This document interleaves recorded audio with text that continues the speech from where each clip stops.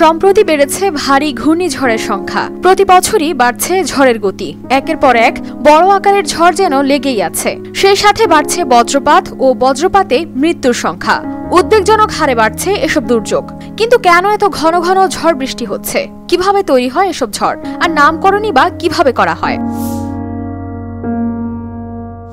একই সময়ে এত বেশি ঝড়ের জন্য বিশ্বের উষ্ণতা বৃদ্ধি এবং জলবায়ু পরিবর্তনকে দায়ী করছেন বিজ্ঞানীরা, যার ফলে অতিরিক্ত উত্তপ্ত হয়ে উঠছে সাগরের পরিবেশ। আবহাওয়াবিদরা বলছেন, গত বছরের তুলনায় এবছর বেশি হচ্ছে ঝড়।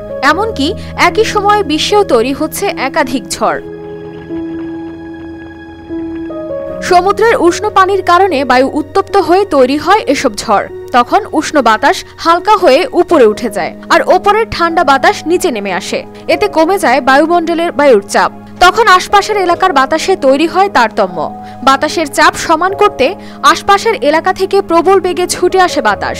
এভাবে প্রবল বাতাস ও স্রোতে তৈরি হয় ঘূর্ণিঝড়, যা ভূমিতে এসে সৃষ্টি করে বন্যা, ভূমিধস বা জলোচ্ছ্বাস। এর মধ্যে কোনো নিম্নচাপ ঘন্টায় ৬২ কিলোমিটার গতিবেগ অর্জন করে, তখন সেটি আঞ্চলিক ঝড় বলে মনে করা হয়। কিন্তু সেটি যদি ঘন্টায় ১১৯ কিলোমিটার গতিবেগ অর্জন করে, তখন সেটি হ্যারিকেন, টাইফুন বা সাইক্লোন বলে ডাকা হয়।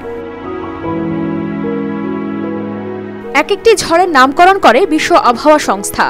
ঘূর্ণিঝড়ের নামকরণ করা হয় যাতে মানুষ ঝড়ের কথা মনে রাখতে ও শনাক্ত করতে পারেন। একটি নাম দিয়ে সচেতনতা তৈরি ও সতর্কতা পাঠানো যেন সহজ হয়। নামগুলো এমনভাবে নেওয়া হয় যাতে কারো অনুভূতিতে আঘাত না লাগে। ১৩টি দেশের সংস্থা এসকেপ ২০২০ সালেই ১৬৯টি ঘূর্ণিঝড়ের নাম দিয়ে তৈরি করে রেখেছে একটি তালিকা। সেই তালিকা থেকে এবারের ঘূর্ণিঝড়ের নাম দেওয়া হয় রেমাল, যা প্রস্তাব করেছে ওমান।